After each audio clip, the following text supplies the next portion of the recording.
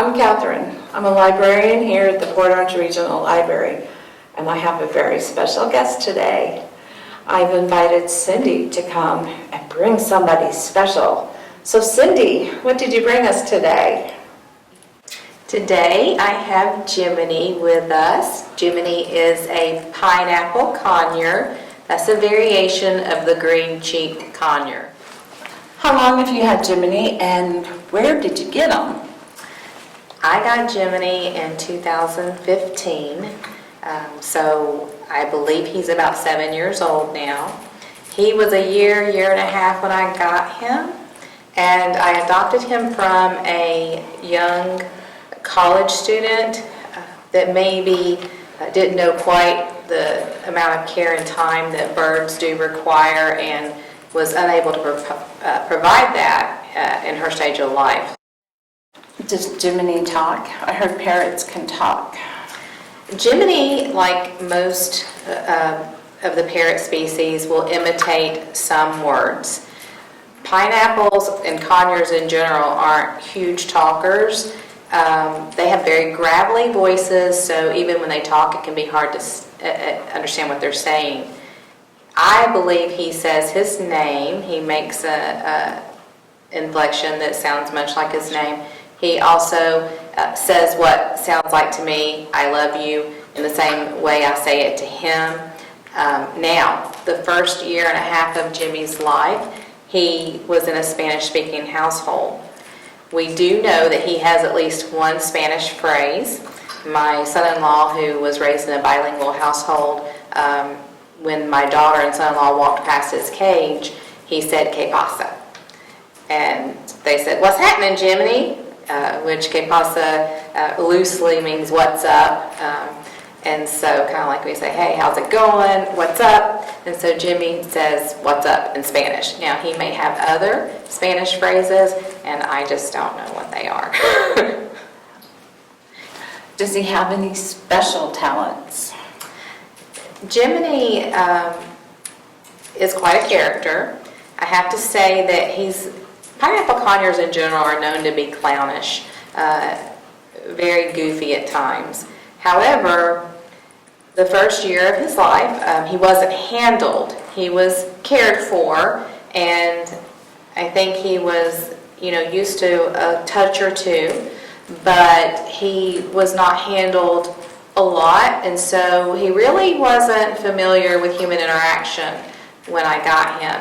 Now, that was a crucial time in his development, that first year and a half, so that's just like children learn so quickly. That was the time for him to learn quickly. That being said, over the last 7 years, we have developed quite a bond and a relationship, and I work on some tricks, really for mental stimulation. He is slow to learn new things because he doesn't know why I want him to do them. He has developed a bond and trust with me, so it just takes a longer time.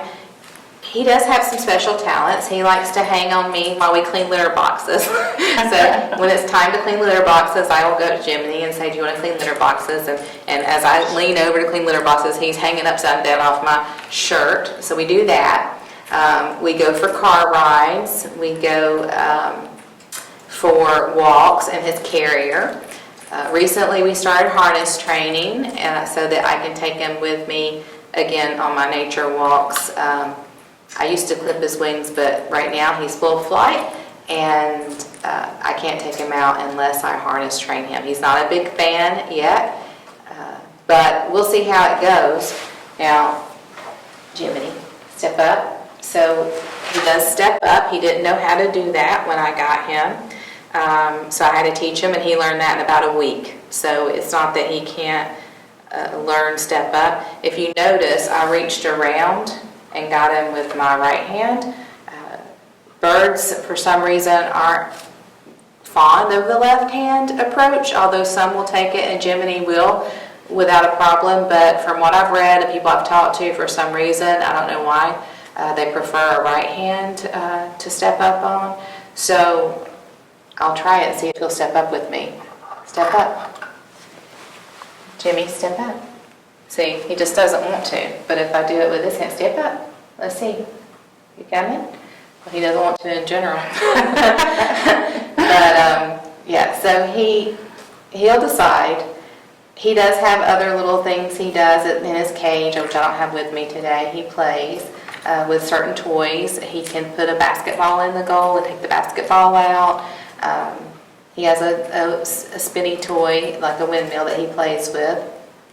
And we have little special snuggle times and things like that. But because of Jimmy's first year of life, it's taken a few years to develop the trust and bond we needed to interact so that he can train. Jimmy can live 30 years, so I've got Tom. So I've been wanting to get a bird, but I'm concerned that they might require a lot of attention and care. Can you tell me a little bit about that? The short answer is yes, they do require a lot of attention and care, which is how I ended up with the Jiminy to begin with.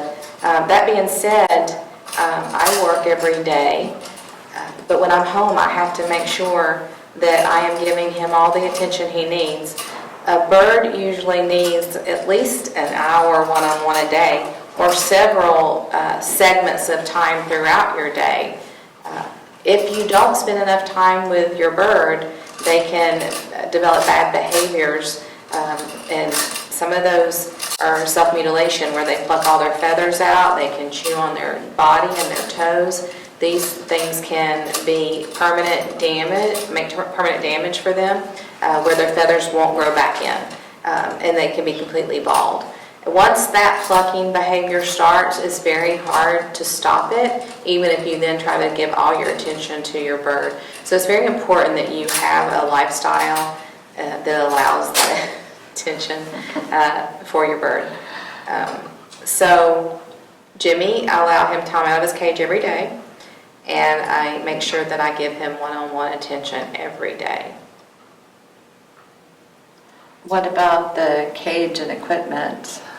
Well, most people say the biggest cage you can get for your house is the best cage to get.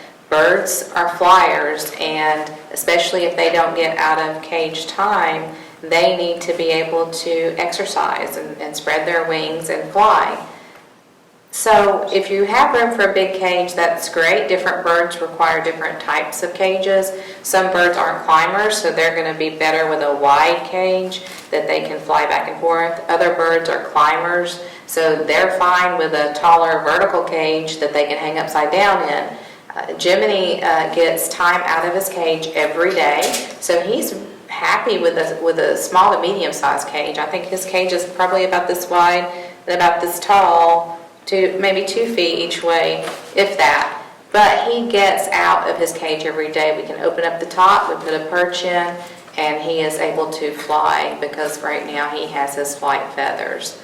So cage is important. Also, I once rescued a bird that had a great big cage and one little clear plastic heart toy hanging in that cage. Aesthetically, it was very neat and pretty, but that bird did not have the mental stimulation it needed. Their cages should be filled with stimulating toys that you rotate out frequently, different types of perches, different sizes, all kinds of things to keep them mentally stimulated so that they are entertained while you are not there. So cage is important. What about food? What Jiminy's eating now is a high-quality pellet. That is his primary, I guess, packaged food. He gets, I use little medicine cups because for his size, what he should weigh, that's about enough. And I give him that, a little medicine cup full at night before I go to bed. In the morning when I wake up, just as my good morning, our routine, we give him a little seed. Now the seed we give him is a high quality seed without sunflower seeds in it. Sunflower seeds are not really great for pet birds because they're fattening for them. In the wild, you'll feed a lot of sunflower seeds in those bird mixes, but those birds are flying all day long. So you really don't want to give, a sunflower seed would be a treat for him, and I'll use them as treats, especially as I harness train him. However, he doesn't get sunflower seeds in his regular seed. And again, he only gets like half a cup of a medicine cup. And every bird is different. I had to weigh him and make sure we were in the proper weight. You can use a special bird scale, or you can use a food scale. It may not be as accurate, but it'll be close because it measures, I think it's grams. And then we have a little routine at night. Oh, he also gets fruits and vegetables, I should say that. When I'm making my fruits and vegetables, I make them for him as well. He should get fruits and vegetables every day. He was not a fan. It's taken me years to get him to try fruits and vegetables every day. I hope that one day he will eat them as eagerly as he does his seed and pellet. But again, some birds, they decide what they eat. You keep offering though, and make sure you get it out, whatever they don't eat. You don't want it to mold or anything like that. He will try new foods now. You should always look before you give your bird a new food. Avocados are extremely toxic and could kill him, probably would kill him. Onions and garlic are not good for him. Apple seeds, fruit pits, those, if you wouldn't eat it, they're not going to eat it. But there's some things we would eat that they shouldn't eat. So always look, a quick look on a vet site will give you, especially an exotic vet website, will give you the list of foods usually that they can and can't have. You can get your favorites and just feed those and not have to worry about it. But anytime you introduce a new food, you need to check. We give these treats sparingly. He does get 2 or 3 of them in his little basketball hoop every night. That's our routine. He knows it's bedtime. I will put 2 or 3 of these in his basketball hoop, and he will run over to get them, and that means it's night-night. And these have, a lot of sweetness in them. Not good to give them too much, but the good news about these is they do help them with their digestion as long as you don't overdo it. Now, how do they do with other pets? All my pets have been introduced to Jiminy. I would say they're afraid of him. He's not afraid of them. And that being said, I would never leave them unattended for extended amount of time. I know that Jiminy does walk around the floor with my other pets, and I know how they react to him. Curious noses have gotten a nasty little beak bite, so they steer clear of Jiminy.